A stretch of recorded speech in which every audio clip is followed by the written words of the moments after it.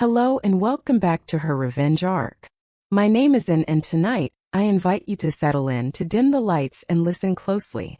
The story I am about to share is not one of sound and fury. It is a quiet tale, a slow-burning ember that took a decade to finally ignite. It's a story about faces, the ones we are born with, the ones we are given by cruelty, and the ones we choose to create. It is my story, and it begins, as so many stories of this nature do, in a place of supposed learning and enlightenment, a university campus. 10 years is a peculiar measurement of time. It is long enough for wounds to scar over, for memories to soften at the edges, and for entire lives to be rebuilt from foundations of ruin. But it is also short enough that the phantom sting of an old insult can still prickle the skin on a quiet Tuesday afternoon. For me, 10 years was the precise amount of time required to transform a ghost into a god. Or, at the very least, into a woman who could play one. My life in college was not defined by late-night study sessions, triumphant exams, or the giddy thrill of newfound independence. It was defined by them, the Trinity, as they were unofficially known. Quinn, the undisputed queen, possessed a beauty so sharp and classical it seemed sculpted by an arrogant deity. Her hair was a waterfall of black silk. Her eyes held the cool, dismissive glint of polished obsidian, and her laughter, though rare, was a weapon that could slice a person's confidence to ribbons. Then there was Maya, Quinn's loyal and boisterous lieutenant. Where Quinn was sharp, Maya was blunt. She was the enforcer, loud and athletic, her cruelty less nuanced and more of a battering ram. And finally there was Violet, the quiet one, the watcher. Violet was pretty in a soft, unassuming way, and her role in the trio was perhaps the most insidious. She was the silent dissenter who never dissented, the one whose pitying glances felt more damning than any overt insult, for they confirmed that you were, indeed, an object worthy of pity. And I was their favorite project. My name is Dr. Onlu now, a name spoken with a certain reverence in the hushed, opulent corridors of my clinic. But back then I was just on. Or more accurately, spotty on.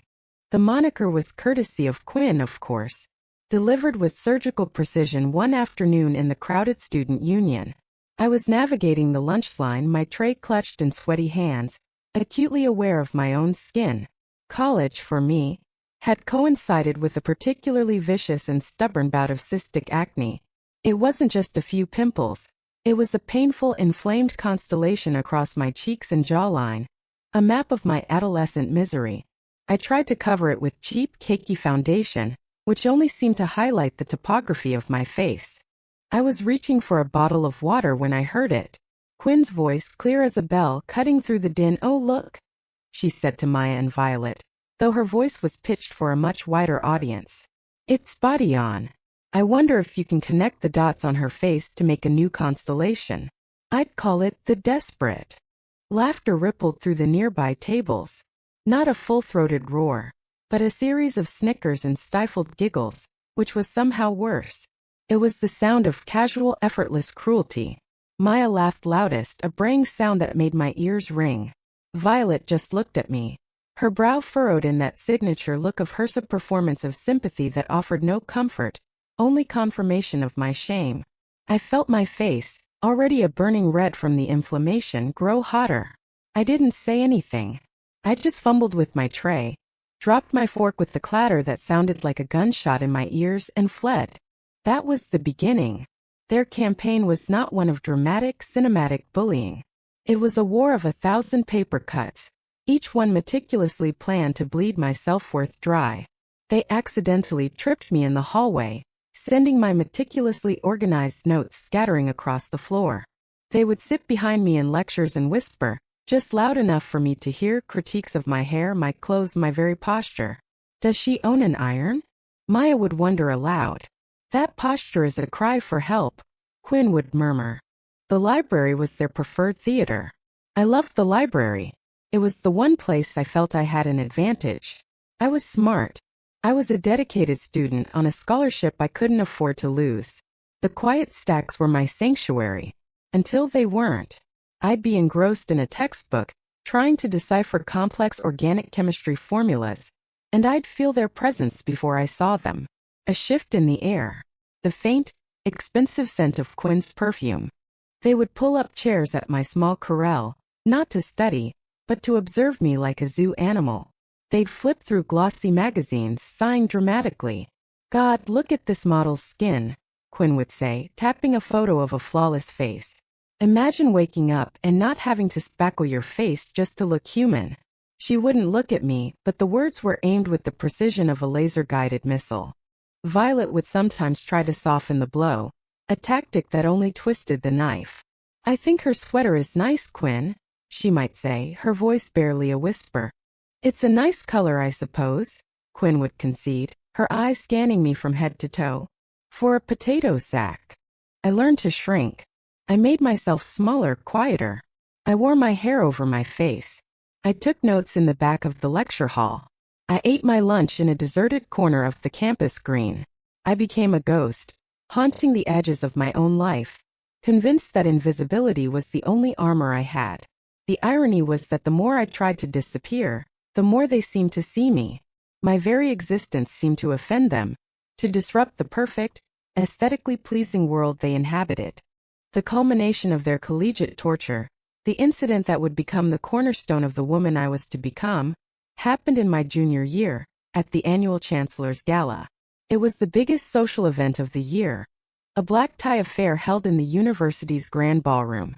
For weeks, the campus buzzed with talk of dresses and dates. I had no intention of going. The idea of putting my spotty face and second-hand dress on display in a room full of the university's elite was my personal definition of hell. But then something impossible happened. Ethan, a senior from the business school, asked me to go with him. Ethan was, well, he was the male equivalent of Quinn. Golden, captain of the debate team, handsome in a clean-cut, Kennedy-esque way, and universally popular. He approached me after a shared economics class, his smile easy and confident. "On, right?" he'd said, and the simple act of him knowing my name sent a jolt through me. "I know this is out of the blue, but I was wondering if you'd like to go to the gala with me." I was speechless. I stared at him, my mind racing, searching for the trick, the hidden punchline. But his eyes seemed sincere. He said he'd noticed me in class, that he thought I was smart, and that he admired my focus. For the first time in years, a tiny fragile seed of hope began to sprout in the barren soil of my self-esteem. Maybe someone could see past the surface. Maybe I wasn't just spotty on. I said yes. The next 2 weeks were a blur of nervous excitement. I spent the little money I had on a new dress, a simple dark blue gown that I thought was elegant. I experimented with makeup, watching endless online tutorials, trying to find a way to make my skin look less like a battlefield. For the first time in a long time, when I looked in the mirror, I didn't immediately flinch. I saw a girl with hopeful eyes. The night of the gala, I was a wreck of nerves. I met Ethan in the grand foyer of the ballroom. He looked impossibly handsome in his tuxedo.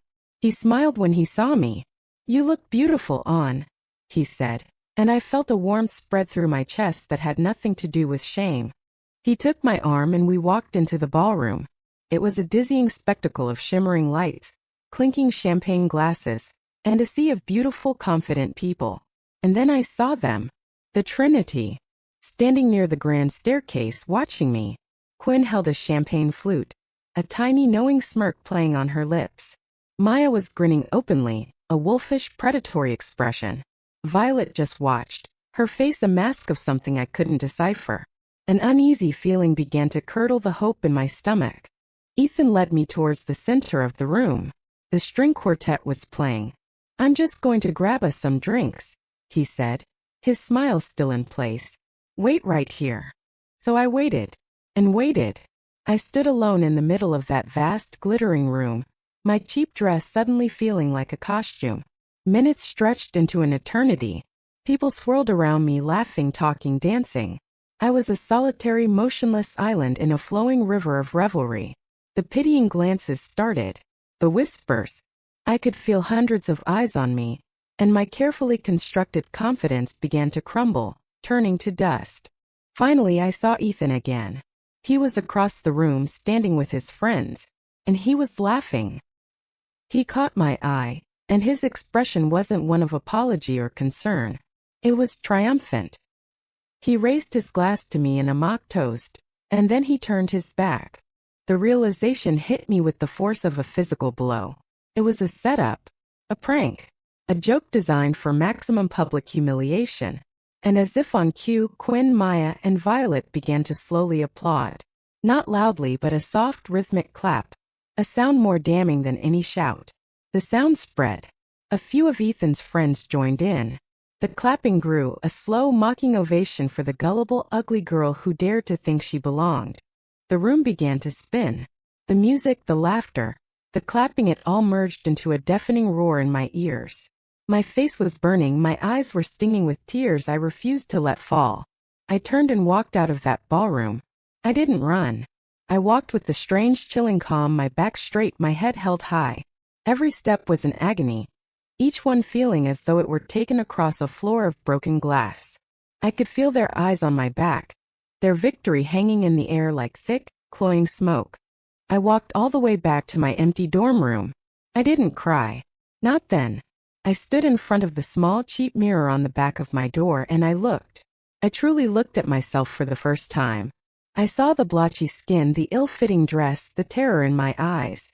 I saw Spotty on. I saw the girl they had created. And in that moment, something inside me shifted. The hurt, the shame, the anguish, it didn't disappear. It crystallized. It hardened from a weeping wound into a diamond. I vowed that night, to the reflection of the pathetic girl in the mirror, that I would never be her again. They had used my face as their weapon against me. Very well. I would make the human face my life's work. I would learn its secrets, its architecture, its weaknesses. I would become its master. I would not just fix my own face. I would gain the power to define beauty itself. And one day, I knew with the certainty that was as profound as any religious faith, they would come to me. And I would be ready. That was the night Dr. Onlu was conceived, born from the ashes of a humiliated girl in a dark blue dress. The decade that followed was a study in monastic devotion. While my former classmates were navigating their first jobs, getting married, and posting glossy photos of their European holidays, I was interred in the hallowed, sterile halls of medicine. I didn't just study. I consumed knowledge with a ravenous, desperate hunger. I inhaled textbooks on anatomy, cellular biology, and dermatology. My social life was non-existent. My world shrank to the size of a microscope slide, a chemistry beaker, a suture needle. My own skin ironically began to clear up. A combination of age, a rigorously controlled diet, and access to prescription-grade treatments I learned about in my dermatology rotations. But I no longer cared about it in the same way. My face was no longer a source of shame. It was my first case study. I looked at my reflection with the detached, analytical eye of a scientist. I saw the faint scarring on my cheeks not as blemishes, but as a testament, a reminder of the fuel that powered my engine. Medical school was brutal, a relentless gauntlet designed to break you down and rebuild you. But I had already been broken. This was just the rebuilding. I graduated at the top of my class. From there, I pursued a residency in plastic and reconstructive surgery, a field that married science with artistry in a way that spoke to the deepest parts of my soul. It was here that I truly began to understand the nature of my chosen path. Surgery was not just about cutting and stitching. It was about architecture. It was about understanding the intricate dance of muscle, fat, and bone that created a unique human identity. I learned to see faces not as a whole, but as a collection of components. The precise angle of a jawline, the subtle volume of a cheekbone, the delicate skin of an eyelid. I learned that a millimeter of change could alter a person's entire expression, shifting them from looking tired to vibrant, from stern to approachable. My hands, once clumsy and prone to dropping forks, became instruments of impossible precision. My mentors praised my steady nerve, my meticulous technique, my artist's eye. They didn't know that my steadiness was forged in the fire of humiliation, that my eye was trained by years of being scrutinized. After my residency, I didn't stop. I secured a prestigious fellowship in Seoul, South Korea, the global mecca of aesthetic surgery. For 2 years, I immersed myself in the most advanced techniques in the world. I learned the art of the non-surgical facelift, using threads, the delicate craft of rhinoplasty that honored ethnic identity, and the complex science of fat grafting. I worked 18-hour days fueled by lukewarm coffee and an unyielding sense of purpose. I was building my arsenal. Each procedure I mastered, each technique I perfected, was another weapon in my armory, another stone in the foundation of the fortress I was building. When I finally returned to Vietnam, I was not the same person who had left. The ghost of Spadion had been fully exorcised. In her place stood Dr. An Lu, a name that was beginning to be whispered in the right circles. I used a combination of my own savings and a carefully secured business loan to open my own clinic in the heart of Saigon's most affluent district. I called it Elysian Aesthetics. The name was a private joke. Elysian Fields, the paradise for heroes in Greek mythology. I was creating a paradise, a haven for the city's wealthy and insecure, built upon the memory of my own personal hell. The clinic itself was my masterpiece of stage design. It looked nothing like a medical facility. The reception area was more like a minimalist art gallery. Soft, indirect lighting illuminated walls of pale, textured limestone. The air smelled faintly of white tea and bergamot. A single magnificent orchid sat on a petrified wood table. The chairs were plush velvet, spaced far apart to ensure privacy and a sense of solitude. The silence was profound, broken only by the soft ambient music that seemed to emanate from the walls themselves. Everything was designed to soothe, to reassure, but also to intimidate. It was a temple to beauty, and I was its high priestess. My reputation grew quickly, a testament to my skill and my obsessive attention to detail. I was known for my natural look. I didn't create artificial faces. I created perfected versions of my clients' own. I gave them back the face they had 5, 10, 15 years ago, but better. Rested. Radiant. Plausible. My clients were the wives of CEOs, socialites, actresses, and businesswomen. They came to me with their fears and insecurities wrapped in designer handbags and veneers of confidence. They would sit in the buttery leather of my consultation room chair and confess their deepest anxieties. They weren't worried about health. They were worried about relevance. They were terrified of being replaced by younger, fresher versions of themselves. They were afraid of becoming invisible. I understood that fear better than any of them. I would listen patiently, my face a mask of calm, empathetic professionalism. I never judged. I would simply nod, analyze their faces on the high-definition 3D imaging screen, and then with the cool authority of an oracle, I would tell them what could be done. I was their sculptor, their confidant, their savior. For 10 years I worked. I built my empire. I waited. I never sought them out. I never checked their social media profiles. I didn't have to. I knew, with the unshakable certainty of a well-laid plan, that the currents of time and insecurity would eventually carry them to my shore. And then one sun-drenched Tuesday morning, a decade after I walked out of that ballroom, the first of them arrived. The name on the appointment schedule was Maya Tran. It sent a small electric jolt through me, a flicker of a ghost I thought long buried. I took a moment before calling her in. I stood and looked out the floor-to-ceiling window of my office, which overlooked the bustling city below. The world looked so orderly from this height, so manageable. I smoothed down my custom-tailored white coat, my fingers tracing the embroidered Dr. An Lu over my heart. I took a slow, deep breath, letting the sterile, controlled air of my clinic fill my lungs. The past was the past. Today I was a doctor and she was a patient. That was all. When my assistant showed her in, I barely recognized her. The 10 years had not been kind to Maya. The athletic, boisterous girl had thickened.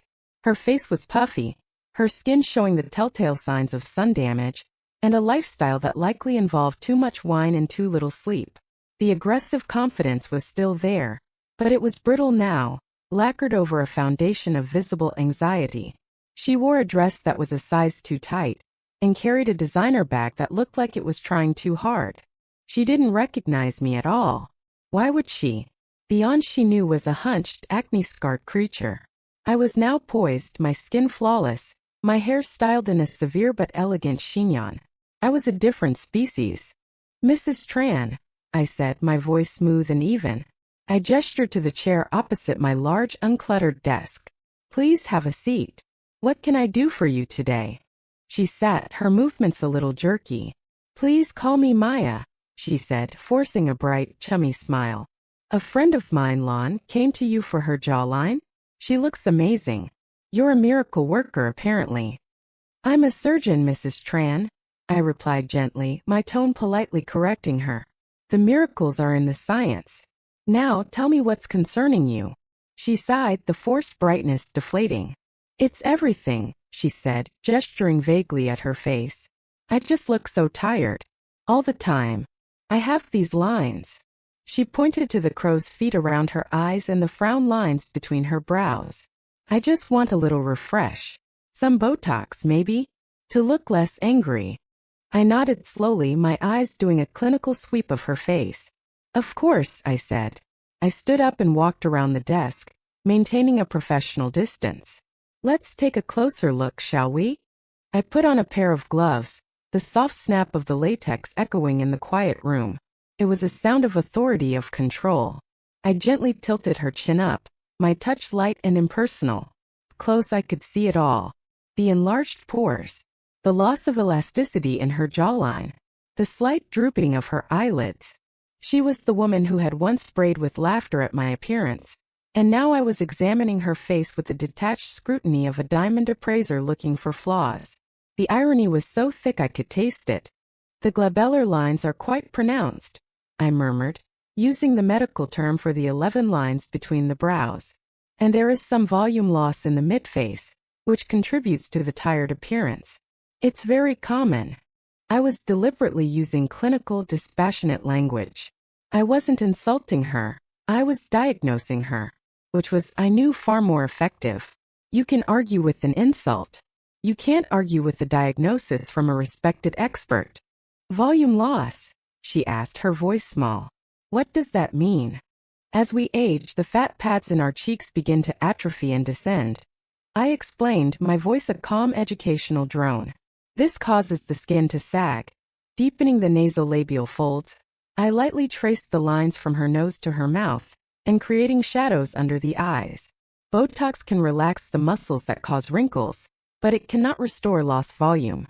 For that, we would typically look at hyaluronic acid fillers." I saw the flicker of panic in her eyes. She had come in for a simple touch-up, and I was already talking about her face deflating. I was planting seeds.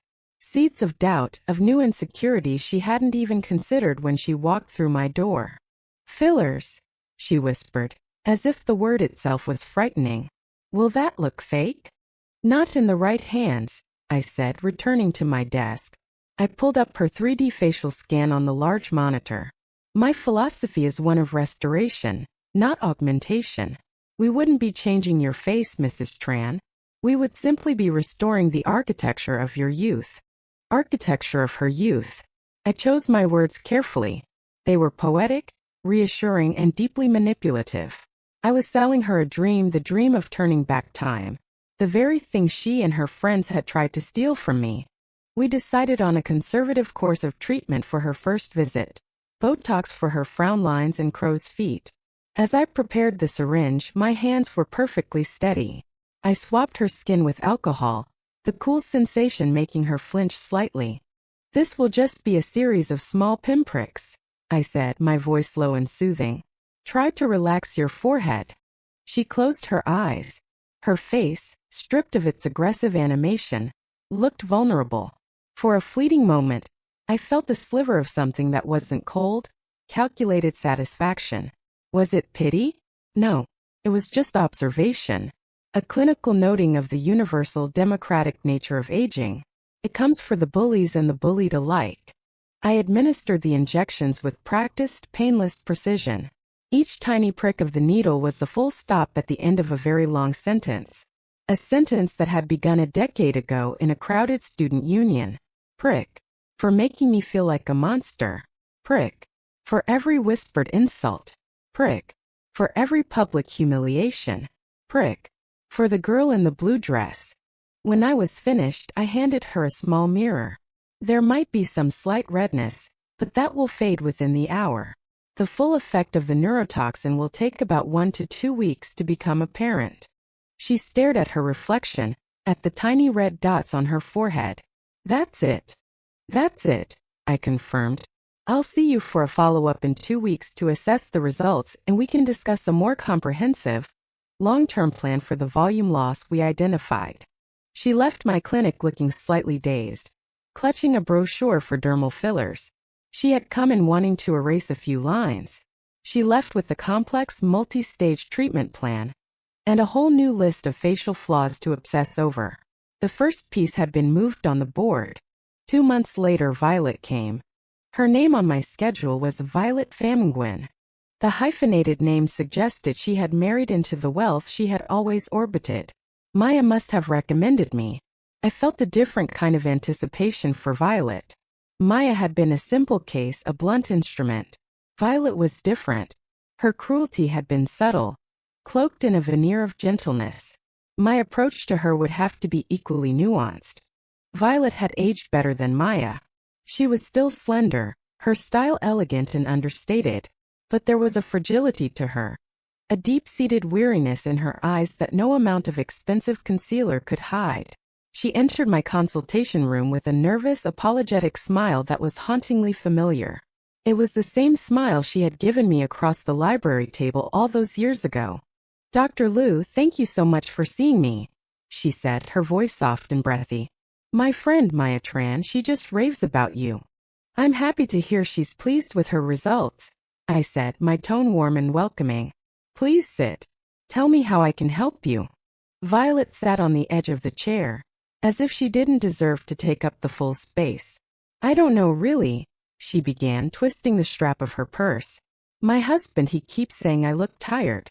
He suggested I, do something. He wants me to look fresh." The word fresh hung in the air between us. I heard the unspoken subtext clearly. Her husband was comparing her to other younger women. The fear that radiated from her was not the fear of aging.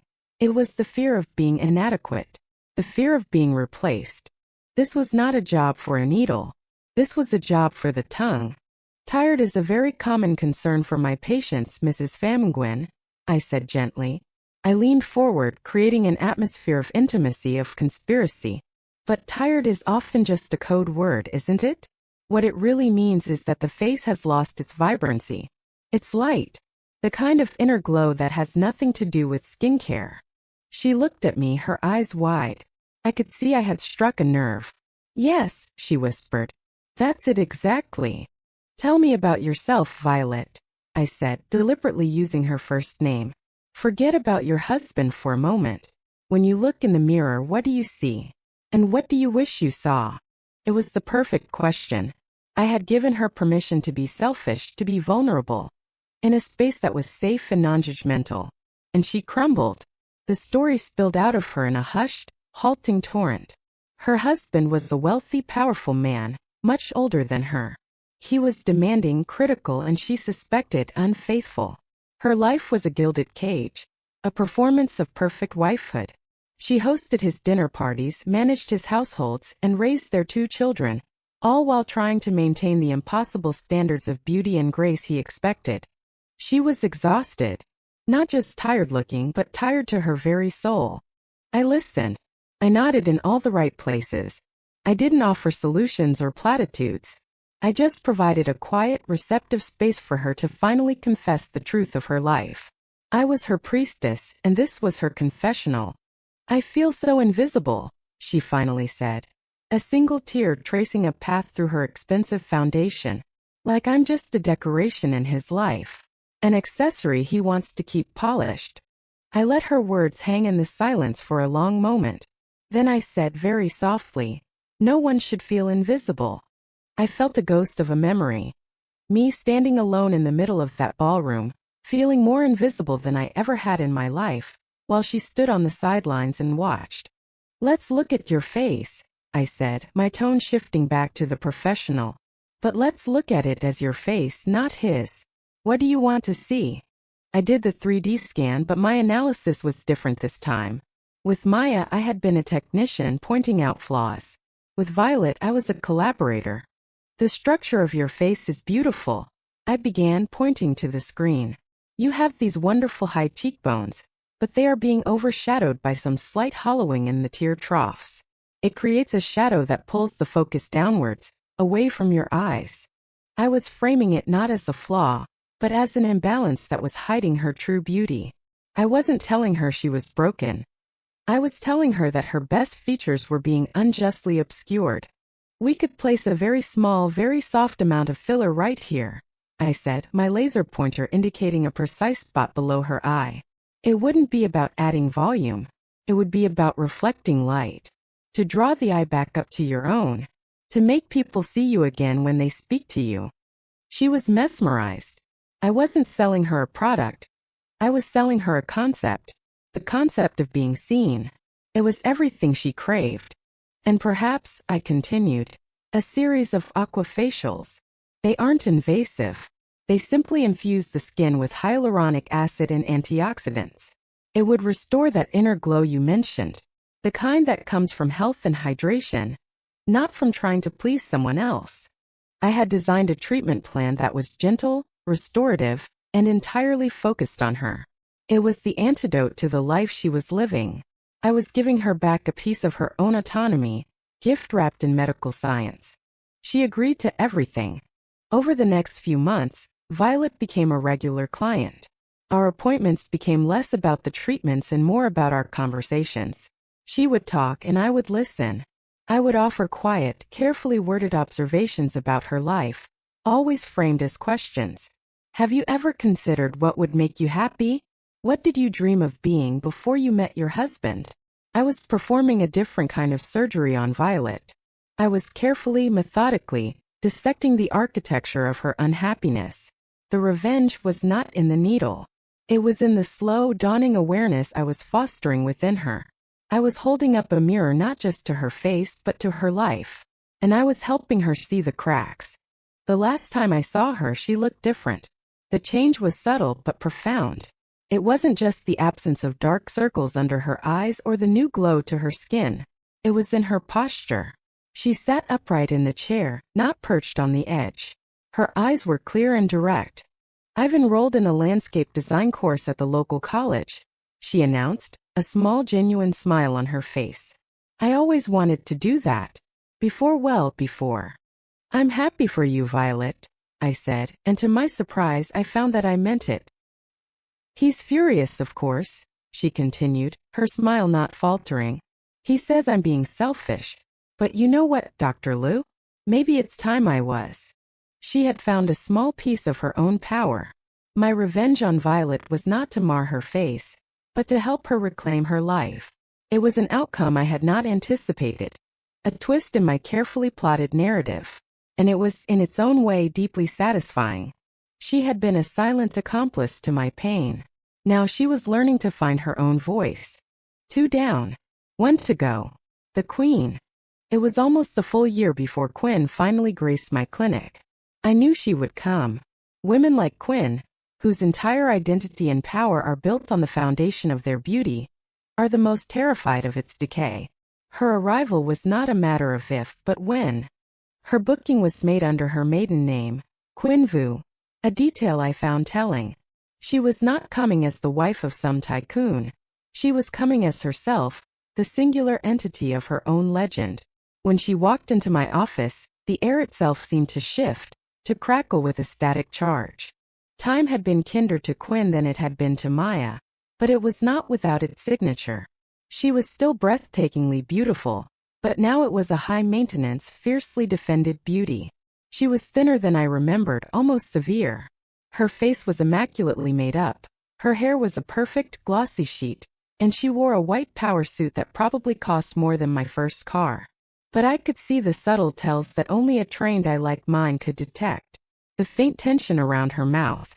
The barely perceptible softening along her once razor-sharp jawline.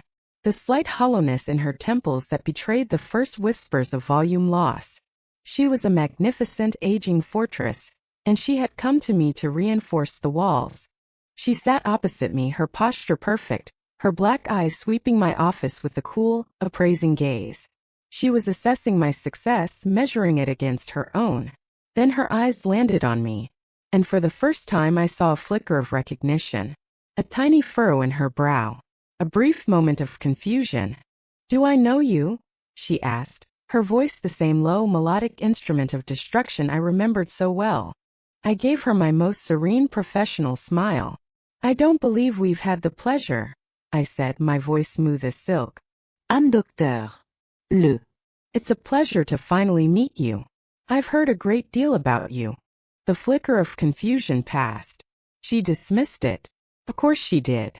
In her world, people like the old Anne didn't just disappear. They ceased to exist. They certainly didn't transform into someone like me. Dr. Liu, she said, the name rolling off her tongue like an expensive wine. Your reputation precedes you.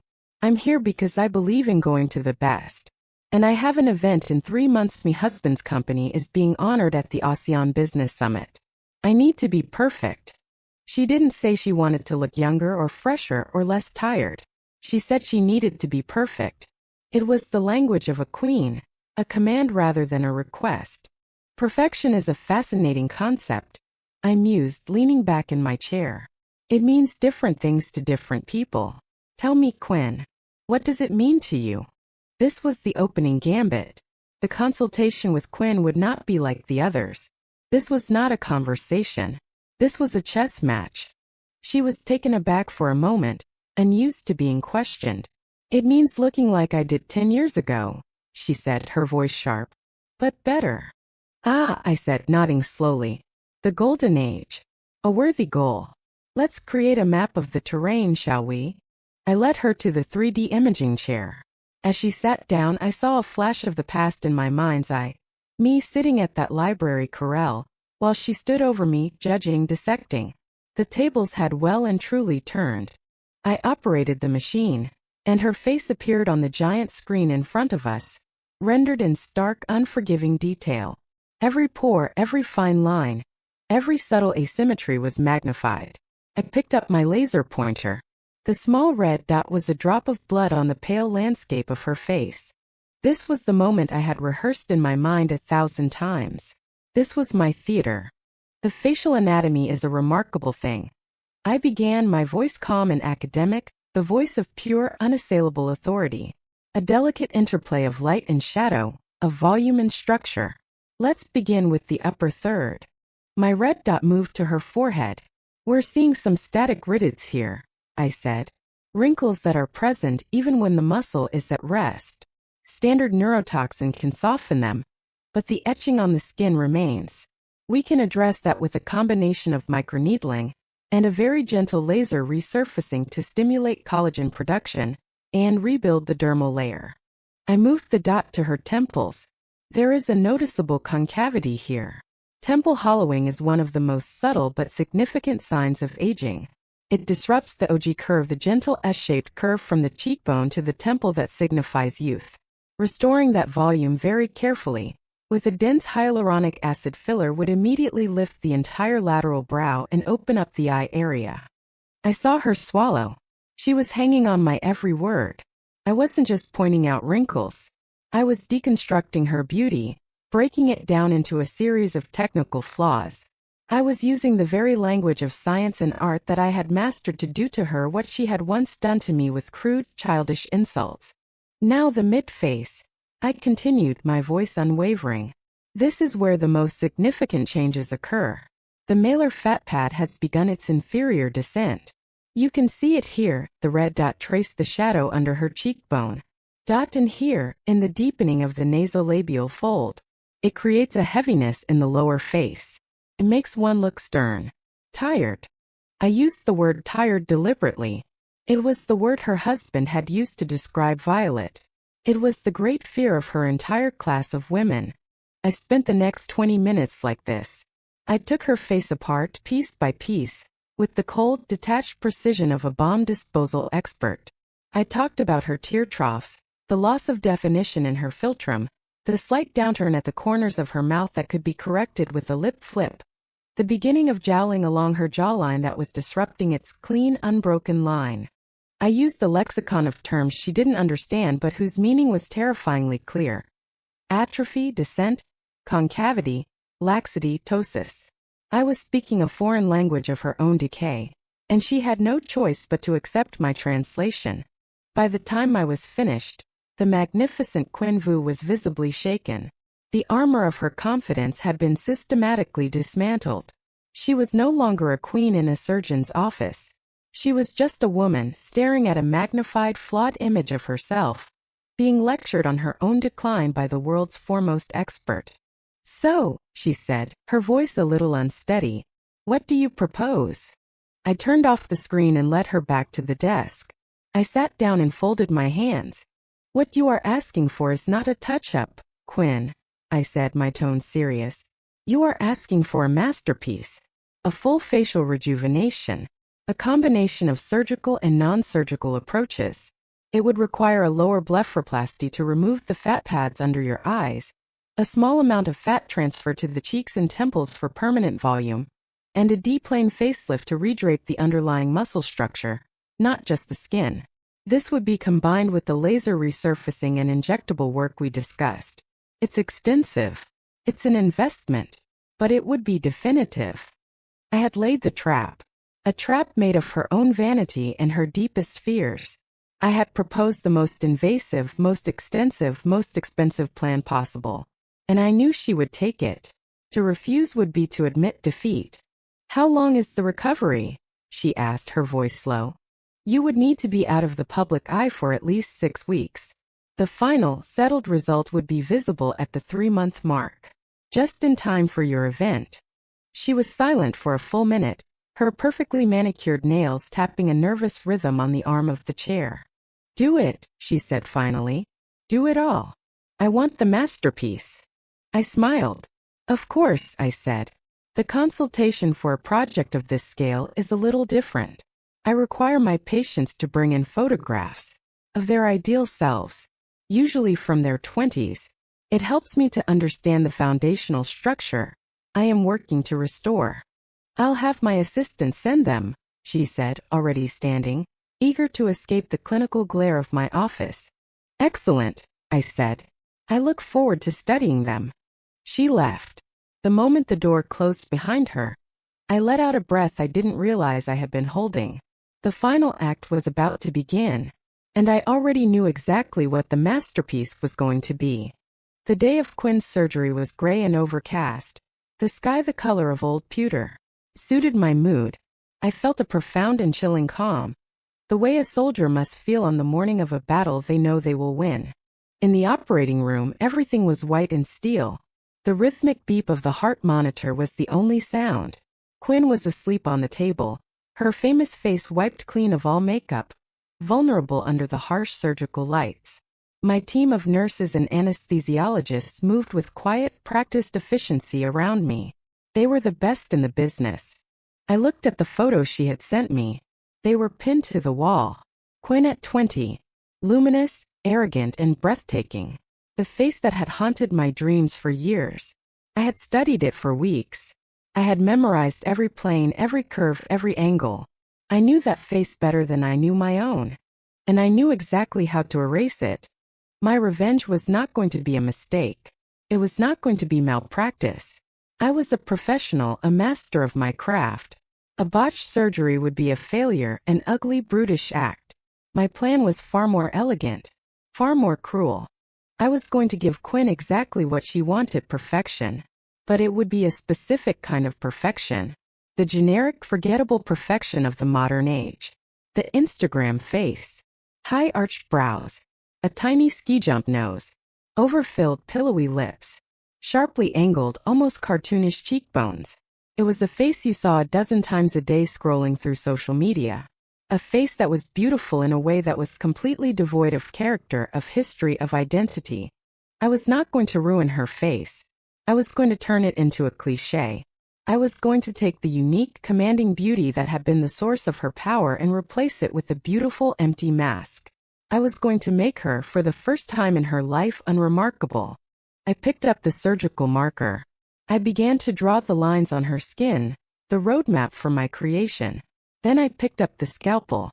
The cold, weighted steel felt like an extension of my own will. "Scalpel," I said, my voice clear and steady in the quiet room. And I began my work. I performed the surgery flawlessly. Every incision was perfect. Every suture was invisible. I lifted the muscles, I transferred the fat. I redraped the skin with the precision of a watchmaker. I was an artist, and this was my Sistine Chapel. A chapel dedicated to the annihilation of a single soul. The recovery was textbook. The swelling subsided. The bruises faded. Quinn was a model patient, following every instruction to the letter. She was impatient, of course, desperate to see the final result. The day of the great reveal was 3 months later, the week of her big event. She came to my office alone. She was nervous, her hands clenched in her lap. The bandages had been off for weeks, but this was the first time she was going to look at herself under my clinical lights, with me as her guide. "Are you ready?" I asked softly. She nodded, unable to speak. I handed her a large, heavy mirror. She lifted it with trembling hands. She stared and stared. The face that looked back at her was beautiful. Undeniably, flawlessly beautiful. The skin was smooth and tight. The jawline was sharp. There were no lines, no shadows, no imperfections. It was the face of a 25-year-old. It was perfect. And it was the face of a complete stranger. I watched her. I saw the confusion in her eyes first, the slight tilt of her head, as if trying to recognize the person in the reflection. Then I saw the dawning horror. Her mouth opened slightly. She touched her own cheek, her new cheek, with a sense of profound dislocation. "What?" she whispered, her voice cracking. "What did you do?" "I gave you what you asked for," I said, my voice quiet and even. "I made you perfect." "This isn't me," she said, her voice rising, laced with panic. "This isn't my face. I look like every other girl on the internet." "Yes," I said. "The aesthetic is very current." And then she looked at me, really looked at me. And in that moment, the final piece of the puzzle clicked into place for her. The name. My calm, steady gaze. The ghost of a memory from a university long ago.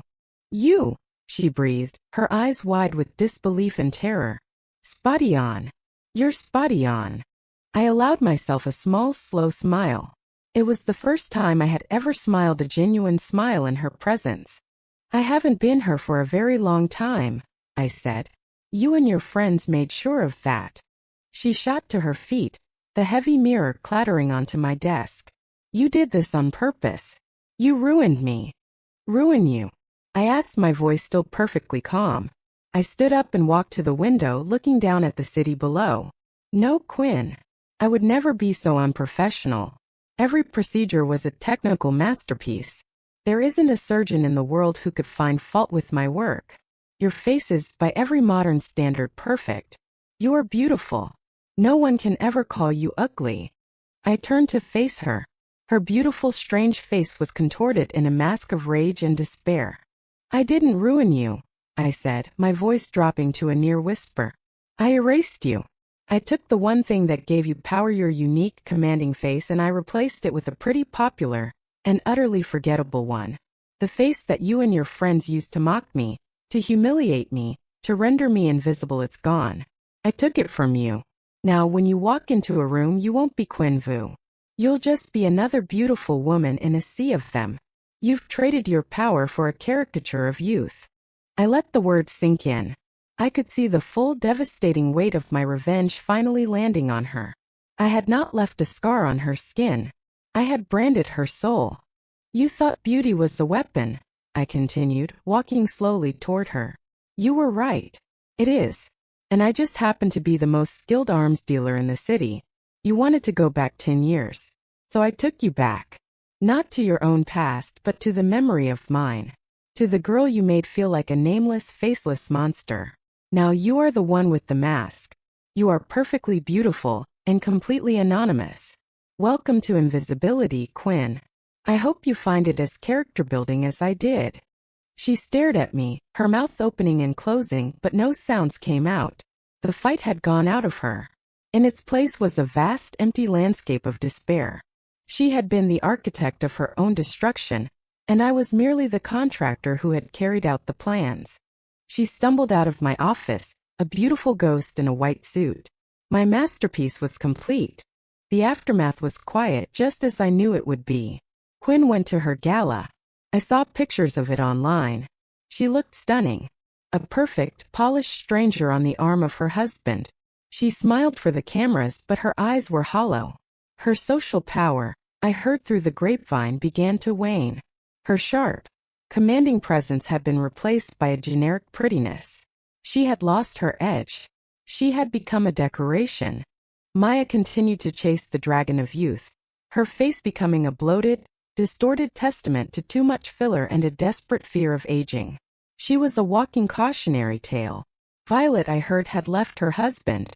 She had opened a small but successful landscape design business. She was creating beauty in the world on her own terms, an unintended but not unwelcome consequence of my grand design. And me? I am still here, in my quiet, sterile, perfect office high above the city. Jam draaghnele. I am a creator of faces, a restorer of confidence, a merchant of dreams. I am a god in a white coat, but I am not a monster. I never laid a hand on them in anger. I never raised my voice.